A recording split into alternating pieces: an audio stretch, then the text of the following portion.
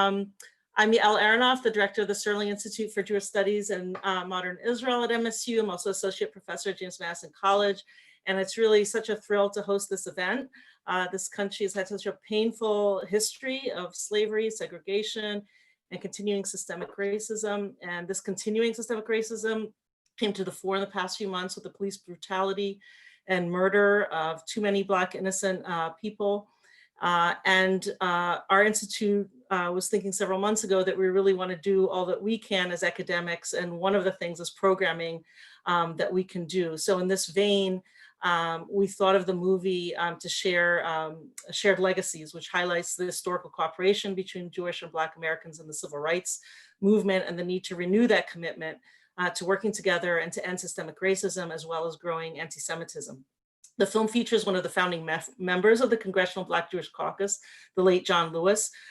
Many of us went to hear him at the Kellogg Center a few years ago and are so inspired and moved by him and his memory.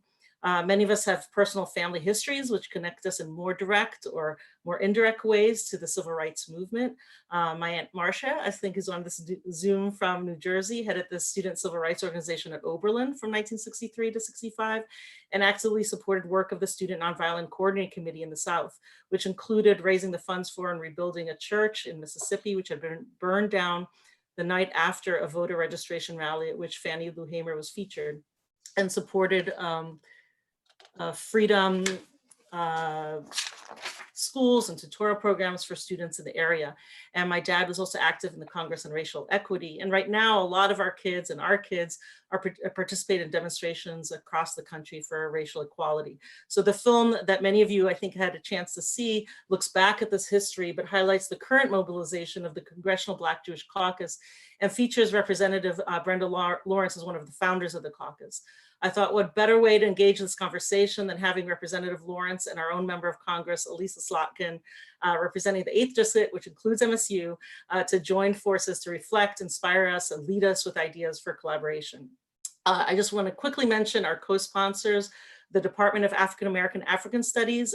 Ruth Bound, the new chair, could not be with us this evening. James Madison College, the College of Arts and Letters, the College of Social Science, the Residential College of Arts and Humanities, the Center for Gender in a Global Context, the Office for Inclusion and Intercultural Activities, and the Departments of History and of Political Science.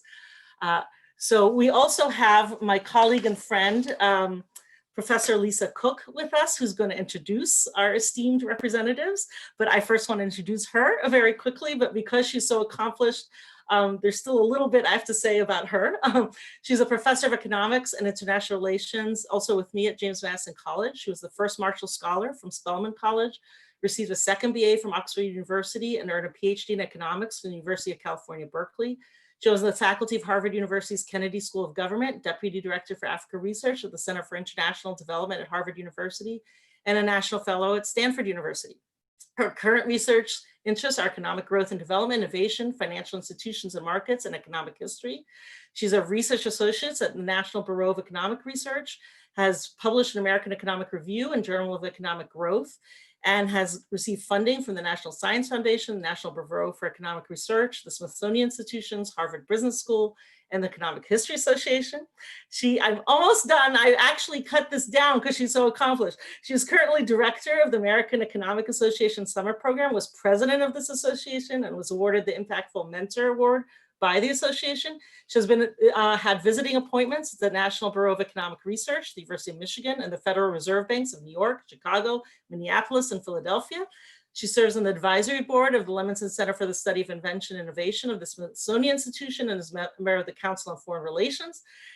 She's been a Sigma Xi distinguished lecturer and Edison Fellow at the U.S. Patent and Trademark Office. You often see her column in the Detroit Free Press, and you see her on MSNBC. And she speaks English, French, Russian, Spanish, and Wolof. She's an amazing person. In 2011, 2012, she was on leave at the White House Council of Economic Advisors under President Obama, and is currently in Washington. No comment. Professor Cook's dad, Reverend Peyton Cook, was active in promoting Black-Jewish relations in the middle of Georgia during the Civil Rights Movement. Her uncle, Dr. Samuel Dubai Cook, was president of Dillard University and started the first Center for Black-Jewish Relations at an HBCU.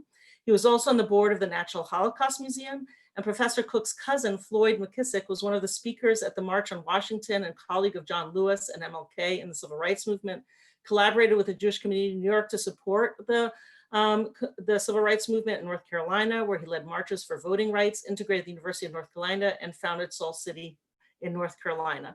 So my amazing, she's a great friend as well.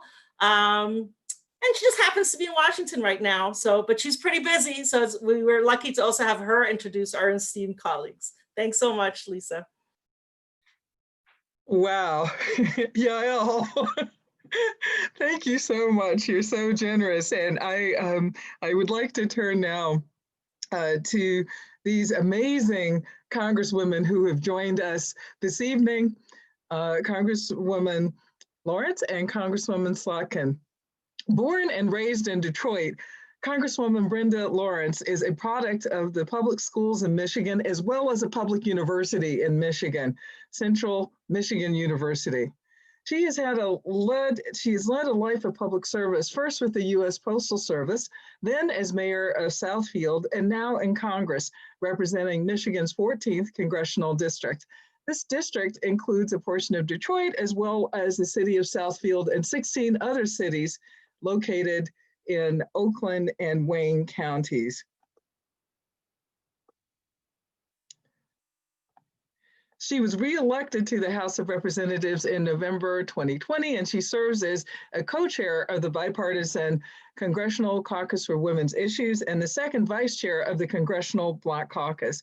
She serves on the House Appropriations Committee and serves on the Subcommittee on Transportation, Housing, and Urban Development, and the Subcommittee on Commerce, Justice, Science, and the Subcommittee on Interior and then the Environment.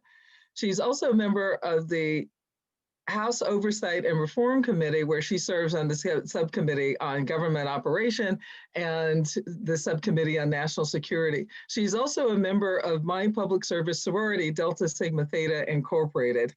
Welcome, Congresswoman Lawrence. Congresswoman Elissa Slotkin is a friend, and we have known each other not long, but certainly we have had the opportunity to serve together in the Obama administration. Her experience is in national security, and she currently serves on the House Armed Services Committee, including the Subcommittee on Intelligence, Emerging Threats and Capabilities, as well as the Subcommittee on Readiness, and she serves on the Homeland Security Committee, on the Subcommittees on Intelligence and Counterterrorism, and the Subcommittee on Cyber Security, Infrastructure Protection, and Innovation. In addition, she's a member of the Problem Solvers Caucus, which has taken on the critical task of attempting to address these issues, many issues, in a bipartisan way. She was first elected to Congress in 2018, and she was reelected on November 3rd. Thank you so much, both of you, for being here, and I apologize in advance that there is some work in Washington that Yael cannot talk about, and I can't talk about, that I have to go and do at 7 p.m. So thank you so much for being here, and welcome everyone. If I may say to my soror, I feel so unworthy just being in your presence. You are amazing. And while you're my soror, I want to become your friend too. So I'm going to be calling you. I just think you're amazing. Oh, absolutely. Absolutely. Elissa, make it happen, please. I will make it happen. I told Lisa, I'm like, I think Yael is seriously making us all fangirl right now. We're all fangirling you. So we will make it happen. She is a rare breed. She's amazing. Well, this is a treat for us. I insisted that I do this. So thank you for this opportunity, Yael, and thank you all so much for coming. Thank you. Representative Lawrence, would you like to get us started with your comments, and then Representative Slotkin? Yeah. I just want to thank you all for assembling. I have the great honor of serving the City of Southfield School Board, City Council, and Mayor. And while living in the city and serving, I became uniquely connected to the Jewish community. You know, one of the largest synagogues, the Jewish schools, Yeshiva Beth Yehuda, um, Fiber Day School. So, and having your neighbors being Jewish and learning about the traditions and serving in my elected capacity with members of the Jewish community. Then when I went to Congress, or as mayor, I had to take care of the city and take care of a number of issues that happened. On 9/11, I remember running for mayor and going into my first year as mayor, just really having to take care of our community and concerns and protecting the community. I'm an African American woman, so the reality of what African Americans endure in America is very real to me. I like to capture the snapshot of, I was a little girl and it was the civil rights movement. And it was one of those times where there was rioting in the South and they were using the water hoses to knock down the protesters and the dogs being sicked on. And I remember sitting in my grandmother's knee and she started crying. And I'm looking at her because my grandparents raised me. And so I was just so connected to her. And she said, Brenda, she said, you will find in this country that being a Black woman, that you're going to spend the majority of your life forgiving people. She said, because if you let that hatred, if you hold on to that, she said, it'll consume you and you'll become one of them. And she said, you're going to spend the other part of your life educating people, because racism and prejudice is ignorance. I never lost sight of that. And my grandmother was one of the strongest women I knew, for her to be shedding tears and sharing that moment with me. So when I came to Congress, and we have issues that come up all the time, and you know, we're the party of the big tent, and there's so many conversations. And when the hate crimes start rearing their head again, you know, it's like, oh my goodness, didn't we march this march? Didn't we protest this hatred? I thought we had overcome this. And we saw the attacks on the synagogues. We see the racial prejudice and just the hate crimes just elevating, in America. That I sat down with John Lewis and I said, you know, when you look at, you know, every time there was an incident that happened at a synagogue, the Black community instantly ran and said, we support you, we got your back. When it happened in our community, the Jewish community came and said, you know, we're with you. And it's hatred, you know, Martin Luther King said, injustice anywhere is a threat to justice everywhere. And when I sat down and talked to John Lewis, and I wish you all had the opportunity to just be at the knee of this amazing man. And I said, do we have anything to bring us together legislatively? He said, well, we have a dinner once a year. I said, do we have a caucus? Because in Congress, if there's an issue that deserves attention, we form a caucus. And I said, he said, no, we don't. I said, man, I can see the need for that. He said, start it. So then I went back, I said, would you be one of the founding members? And he said, yes. So we started the Black-Jewish Caucus. Now, let me tell you, when I was talking to members of the Black community and the Jewish community, when they said, well, why would we need to do that? I said, when you look at our shared histories, you know, slavery, the Holocaust, hate crimes, being identified for and hated for nothing that you've done, except for, you know, I'm a Black woman. You're a Jewish American. It is no reason to hate you, but we're just the center of hate. And I said, I'm going back to my grandmother's teaching, is that you have to educate and we have to give a place to teach forgiveness. And it was one of the largest launches we ever had. We packed the room And when I reached out to community groups, they were so excited about it. So let me tell you the aftermath of that. So in this year, the members of the Michigan legislator, with a young man that I mentored and very proud of, I call him my son, Jeremy Moss, Senator Moss, he formed the Black-Jewish Unity Caucus in our state government. And then the Senate, they contacted us this year and said, we want to be a part of this caucus. So the African-American and Jewish members of the Senate will be, we have to do it by Zoom now, but they will be joining, and we'll be a bicameral caucus in Congress.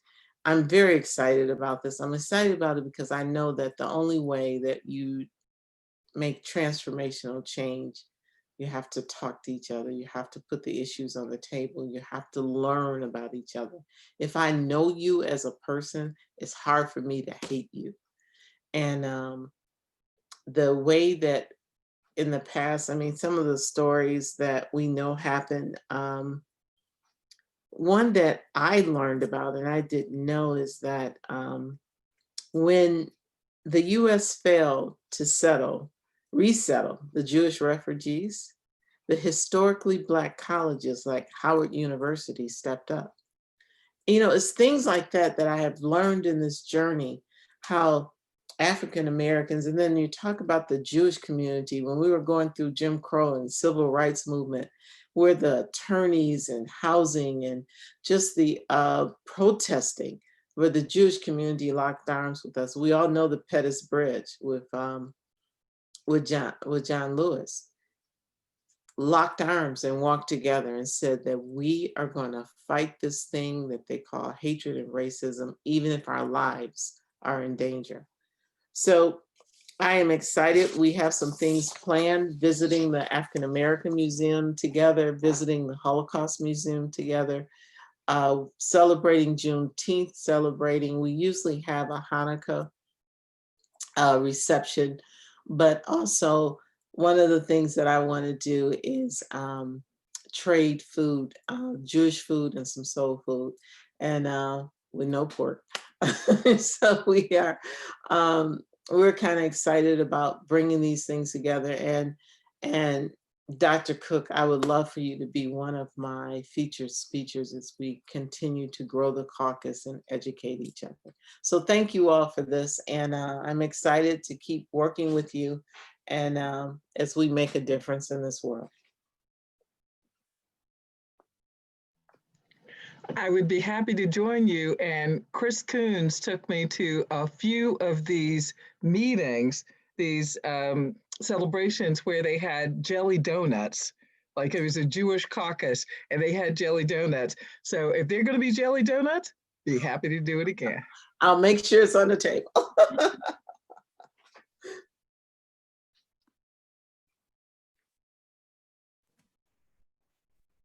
Elissa Slotkin, thank you so much, Representative Lawrence. We have a big asset in having Congresswoman Lawrence be the original co-chair here in Michigan. And, you know, I think what I would say as a national security person is while we need to understand and better sort of study our history as African Americans and Jews, I mean, even literally learning things in this Zoom conversation that should be part of our understanding and our history. I do think, unfortunately, there are a lot of other issues that are very present today that are not historical, but sort of like a bone in the throat today that require us, as Brenda alluded to work together. And on the Homeland Security Committee, we've really spent a lot of time understanding, frankly, the rise of white supremacy and of domestic terrorism. And we all know that all of us on this screen are at greater risk of that kind of terrorism today than we were 5 years ago.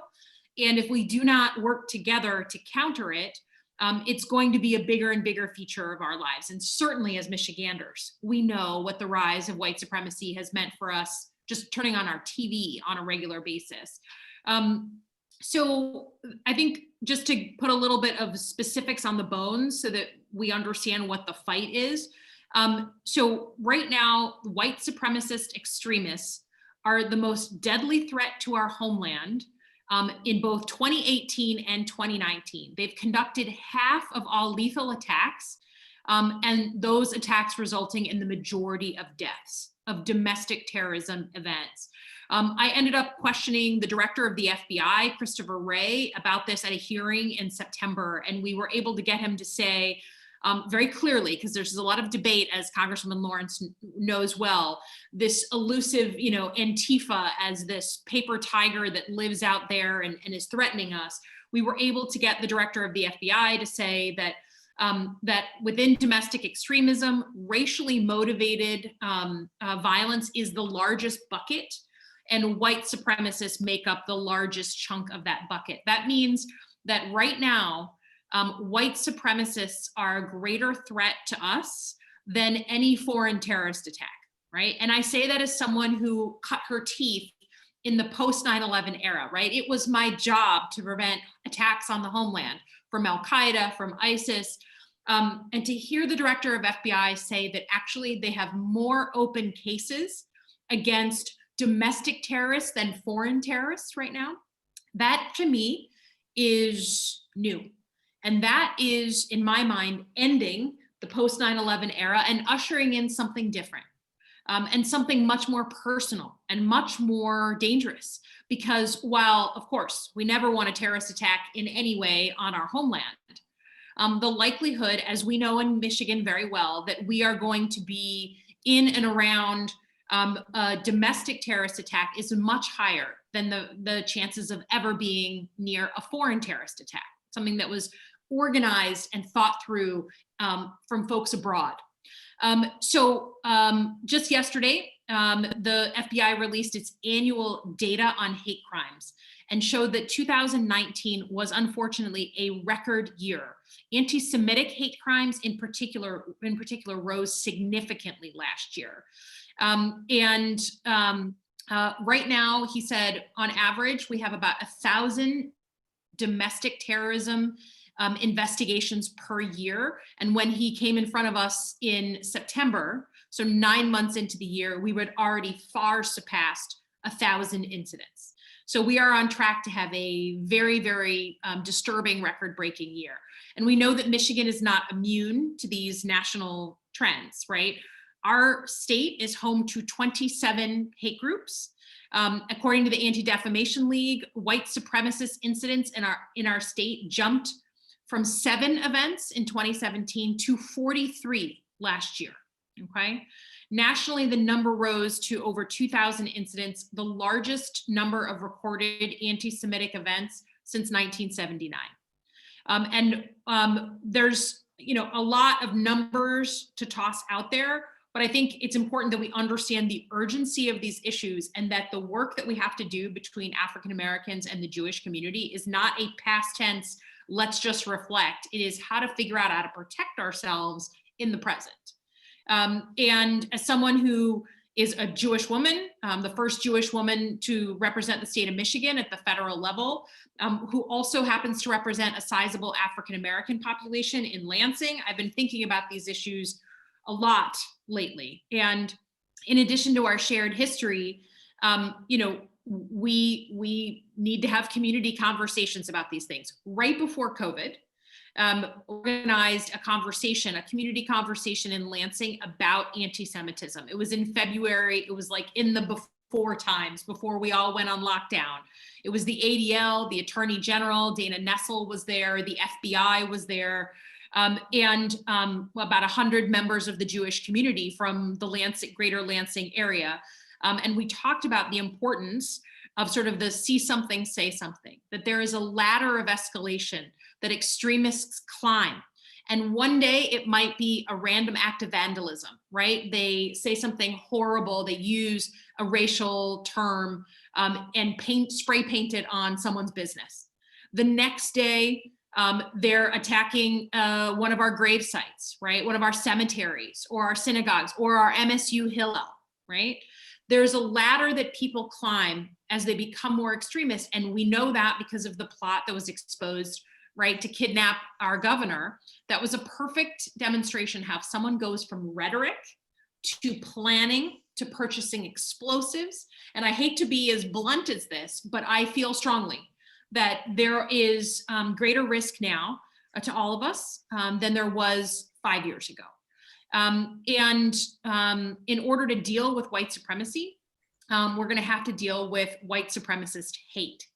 That is a complicated topic, right? As we all know.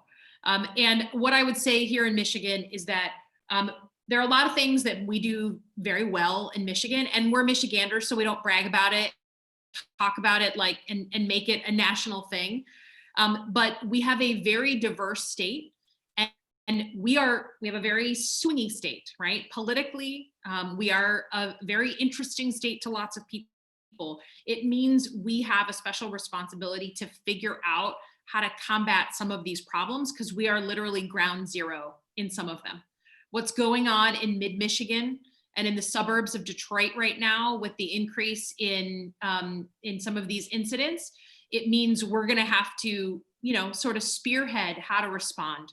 And I think that the work that Congresswoman Lawrence is doing, along with Congresswoman Debbie Wasserman Schultz, is extremely important to have those community conversations. In 2020, I think, especially after the murder of George Floyd in June, part of the job description for leaders is figuring out how to use your convening authority to bring together groups who might not otherwise be in the same room together. I certainly feel that as a representative of a very independently minded district with a lot of different views. It is my job to bring together communities, and I'm literally going to go through a training so that I can learn how to facilitate efficient and safe conversations with people who don't agree with one another. And I think the work that you all are doing, the work that certainly Congresswoman Lawrence is doing, is going to help us bridge that, major divide, that crevasse that separates us right now from each other. And Michigan is going to have to be at the forefront of figuring out how we get past that, how we bridge that divide. And I'm happy to be here. I'm happy to take your questions. Thank you, Yael, for having us. And thank you to my fellow Congresswoman for having the good idea to start the caucus. Thank you so much to both of you. I'll take the liberty of asking an initial question, while the rest of you can raise your hand electronically if you'd like to ask a question, or put your question in chat. And then I'll call on you and Ariana will unmute you. Thank you for your inspiring words that both talked about the need to know more about each other's histories through the different museums and culture and food, and get to know one another better, as well as the mutual threat of white supremacy and hate groups and the increase in hate violence that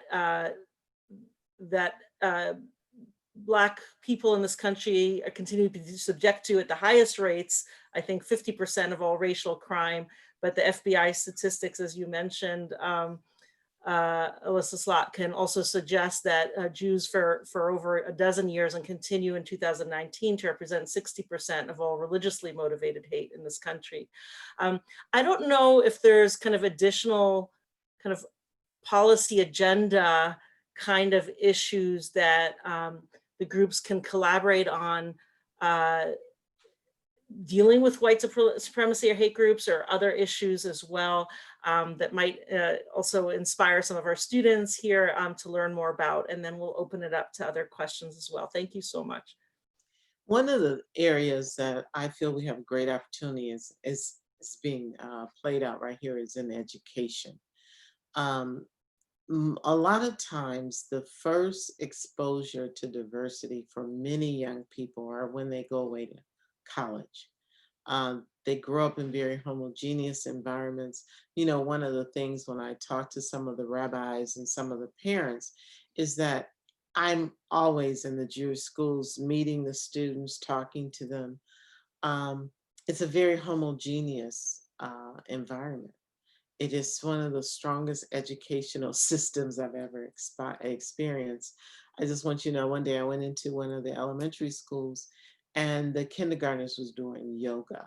I was like, come on, for real? I mean, they had the doggy down and all that, the whole thing, they knew how to do all of it. But the being bilingual, but that homogeneous environment, that we have to make a deliberate attempt to support educational programs that bring people together. And I really, really, in my role in Congress and looking at ways that I can fund in appropriations. And that's one of our problems with our policing. And one of the things in the George Floyd Policing Act is that we educate in our police and diversity, and letting people know that the differences between, like, if you walk up to a grown African-American man and said, "Boy, get out the car," you have just leveraged one of the most escalating conversations that you can have, because boy was always used to diminish a man, African American, from having the audacity to say that they're a man and they're equal. But that's diversity training. I had a police officer when I was mayor, to talk about how this constituent went nuts because he said, I'm not going to have this tonight, boy." And he said the young man was younger than him. He was in his 20s or something. And this young man just went nuts. And I said, "Well, do you understand when you're saying boy in a situation where he is clearly an adult man, what you were doing?" But that's diversity training. And so education for me is a place that the policies, even in policing, where we mandate that there is training and accountability. Kenneth has his hand up. I was struck by a sentence you passed over quickly, but it has a lot of weight. It's the sentence that goes, "If I know you as a person, it's hard to hate you." So I'd like to make a suggestion about how we can get people to know each other, particularly when they're small, because that's when the seeds of hate are planted. So I'd like to suggest that you as Congresspeople urge federally that we have a universal free preschool, so that every kid beyond diapers has a place to go. I think the suggestion has a lot of very positive aspects to it. So you don't have to sell it as a anti-bigotry movement. You can sell it as a way of encouraging and developing our human resources, as an aid to families who now desperately need childcare. But in fact, it can be a vehicle for kids of all communities to get to know each other when they're young and unbigoted. They haven't been trained to hate yet. I'm not trying to take up all the time, Elissa, but I have to talk about this. One of my biggest concerns, and the reason why I will always participate in these kind of dialogues, is my concern about the next generation of African American and Jews. We have to oftentimes refer to history to talk about our connection. I don't see the connection of this next generation, which to me is extremely important.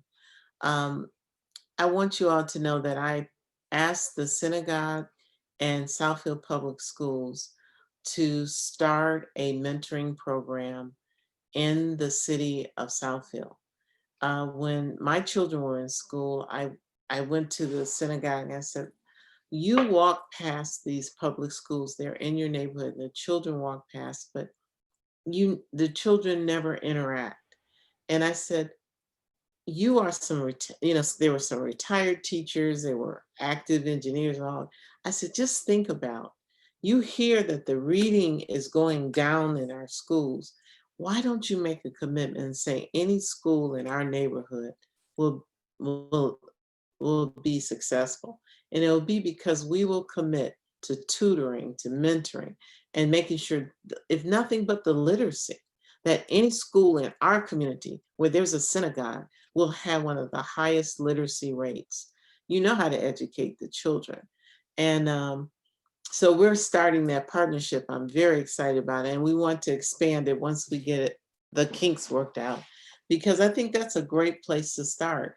And again, if I get to know you as a little kid, and, you know, I was blessed to be in an integrated school system where I knew there were dumb white kids and there were dumb Black kids. I knew there were bad white kids and bad white. I knew there were amazing, intelligent white people and Black people. So I didn't have this stereotype being passed on to me because everybody in the room was like me. And to me, that's my blessing that I got from my upbringing. Elissa? So, you know, I would just say, just to flag for the students in particular, there's a lot of things that that Congressman Lawrence has mentioned that is like on the docket to be considered in legislation. And so if the question is, what are the things to follow and invest in beyond the suggestion of universal preschool, which I think you're not going to get any complaints from Congresswoman Lawrence and I about universal preschool. There is a special problem on domestic terrorism where it runs headlong into freedom of speech issues. And while I can tell you in a hot minute how we can pick up people who are involved with Al-Qaeda abroad and have foreign terrorist links, dealing with domestic terrorism is a lot more mushy. And it's only when you have an over-the-top provable case like we did with our governor, where you had 2 paid informants who were in the room recording these guys, that you can actually make a case on, at the federal level.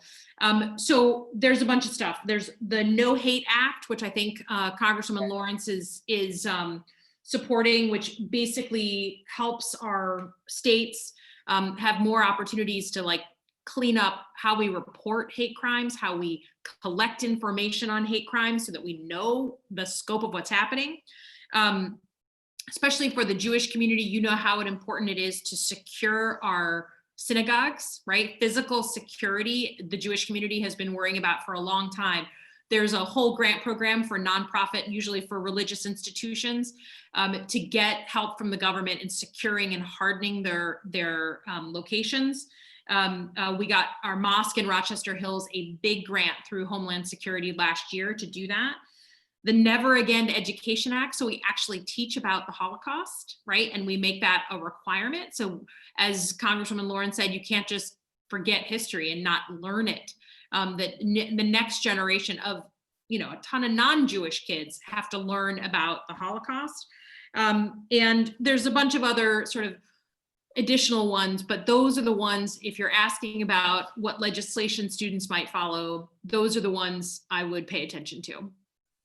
And I also wanted to bring up appropriations because I sit in the room where we appropriate funds. $8 million for grants was authorized under the Matthew Shepard and James Byrd Act for Hate Crime Preventions Act. And it helps states and tribal laws to do educational outreach. So again, it's more than talk. I sit on appropriations and I sit on the Justice Committee, and this is one of my babies, is to ensure that programs we have is really being used to address education for hate. I see there are 4 people who raised their hand or put a question. I think the first one was our student, Alan Schulman. So if you could unmute yourself and ask your question. Sure. Good evening, everyone. My name is Alan. I'm a senior at Michigan State.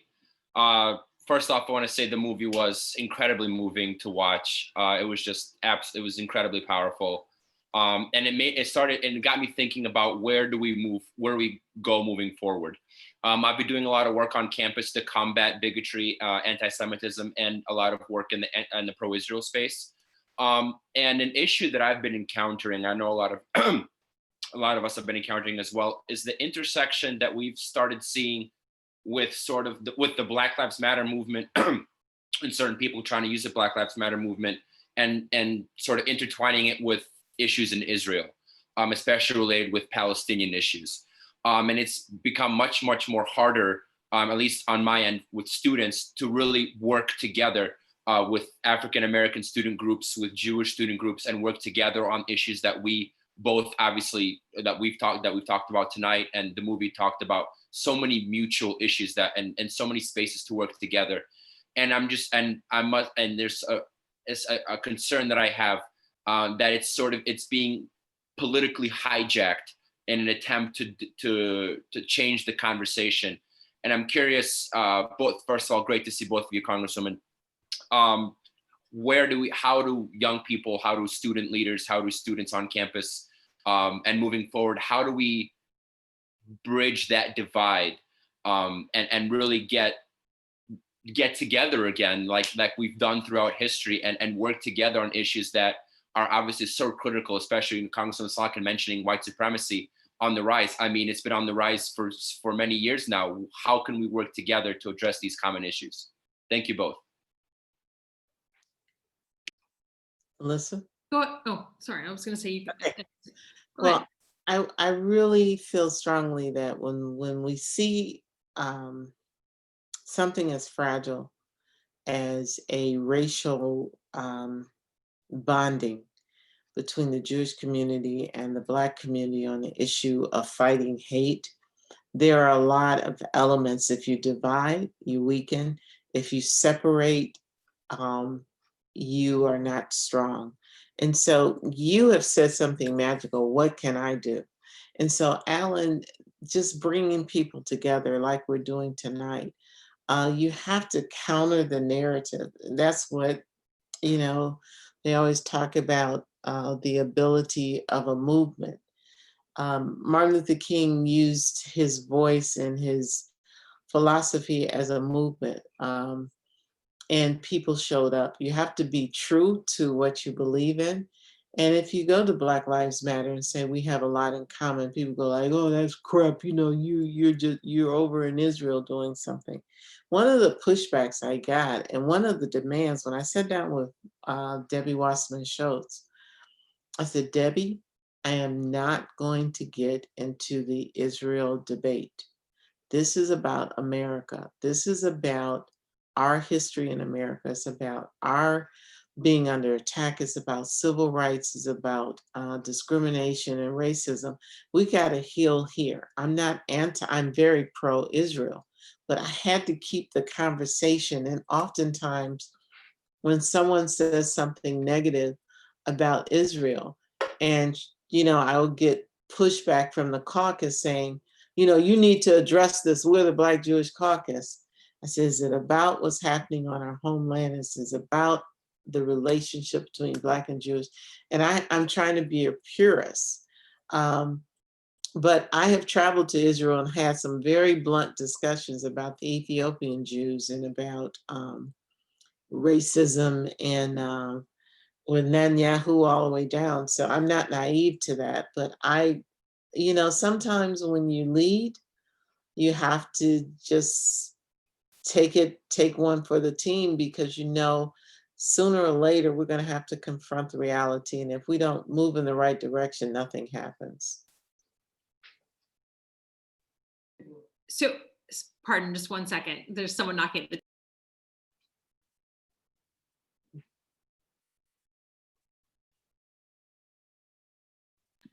Sorry, there's a nice gentleman here coming to pick up my trash. I told him we could wait till tomorrow. So I think, and this is like a bigger conversation going on right now nationwide after the election. How do we find common ground with people again?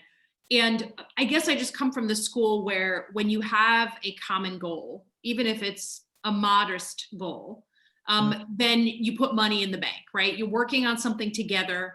You're building a trusting relationship so that when you have legitimate disagreements, you can take a withdrawal and say, hey, we've been working together on white supremacy for a year. And so I've got to talk to you about how I just have a very different opinion than you on something related to Israel, right? but you got to put money in the bank. You can't just do all withdrawal. And I think the way that you put money in the bank, the way that you build trust is not just talking, it's doing. What are we doing together? It's like what Congresswoman Lawrence said, like, what is the project around literacy that we're doing? It's not just talking about making a better relationship between African Americans and Jews. It's like actually doing the work of building the trust. So that to me is, you can't have really hard conversations as friends unless you're working on something together. So if you can't have a conversation with the student groups, figure out a different group that you can start with a common purpose. Thank you so much. I think that Professor Gretel van Wieren was next in line to ask her question. So Gretel, if you can go ahead.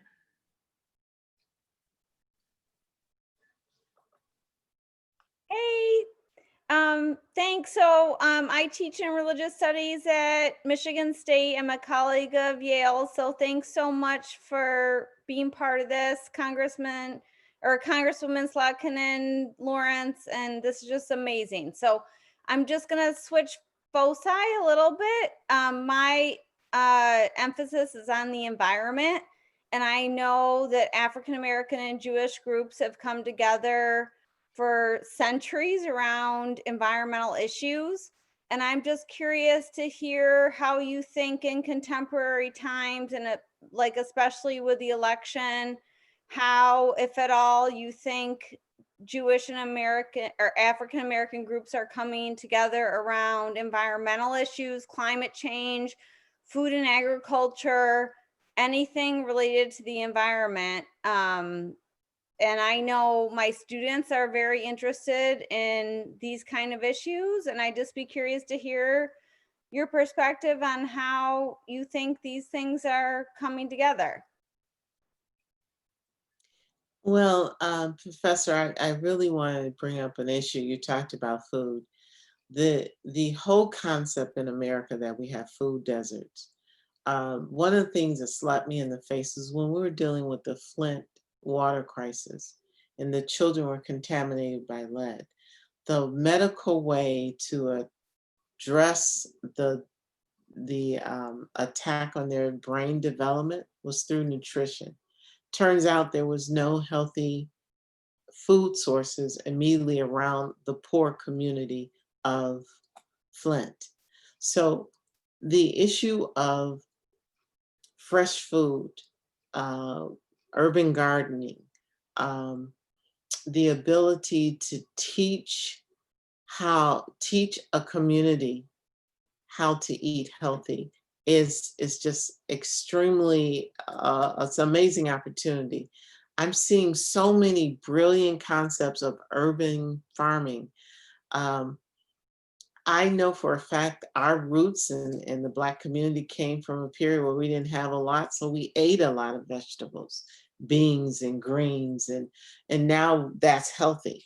But we are surrounded by stores that serve pop and potato chips and processed food, high sodium canned goods. And so we have some amazing opportunity to really embrace this concept of healthy eating. Our community, when we started dying from COVID, and it was this statement made by all these doctors as if, well, everybody knows African Americans have more pre-existing conditions. They have all these issues, diabetes, high blood pressure, whatever. And almost all of those can be repaired through diet. And so if I can just use this moment to talk about how we can work together on food in America, and how we teach even our children, how to eat healthy. Because if we teach them early, they won't get addicted to sugar and fast foods, and they'll realize that there are options. And, I would say my perspective on the environment issue is similar to my general thinking about it, is that we have to start treating environmental security like homeland security. Like, we need to be more muscular about it and not think of it as like a niche issue or a left-wing issue or a liberal issue. It literally is about protecting your kids, right? Literally the health of your children and, you know, the preservation of your way of life, right? If you learn to fish in the Huron River from your dad and your granddad, and you can no longer eat the fish there because of PFAS, like that's threatening your way of life. But my experience as a non-environmental focused person before I got here, I just see it only through a national security lens because that's what climate change really is, right? I mean, if we don't treat it as a national security issue, I don't know what is a national security issue. But my experience on the ground in our state is that, again, as Congresswoman Lawrence was saying, if you don't have something specific that you're working on where you can build allies, then I find sometimes the environmental movement talks to itself. We have to expand the tent, and working on attacking food deserts is a specific goal-oriented purpose that in the meantime, as a secondary effect, creates a wider tent and more passionate environmentalists. So I think that's the one thing I would say is, you know, we can't go and expect people to be caring on the environment just for the environment's sake. Many of us do, but many of us don't. And in order to bring in more people into the tent, you got to have a goal in mind. Let's actually preserve the headwaters of the Shiawassee River. I've got some very conservative constituents who will lay their body down in front of that watershed and stop it from being polluted. Would they ever say they're an environmentalist? They would say, no, I'm not an environmentalist. They just don't know that they're environmentalists. They are environmentalists, and we want those groups in the tent. And so I think that goes for anybody, but particularly in working across the lines of African Americans and Jewish Americans. Thank you so much.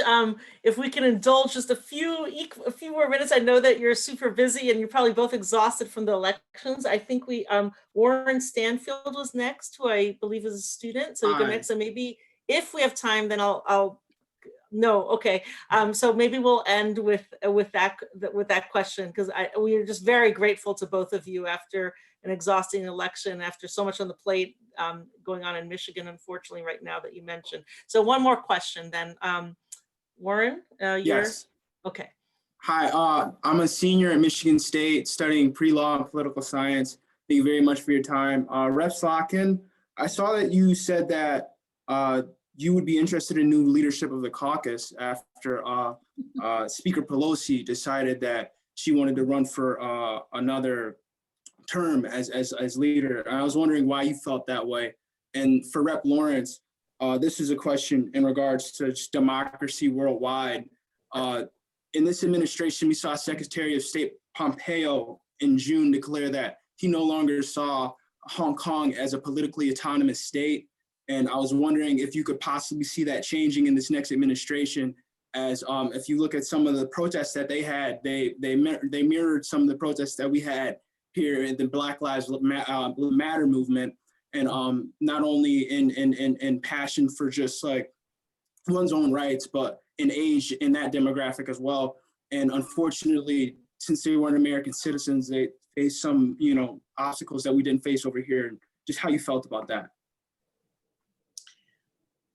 Go ahead, Elissa. I'll jump in. I'm not on the topic, but I made a commitment in front of my district in 2018, and I stick to my commitments. And I've spoken to Speaker Pelosi directly, in person, one-on-one.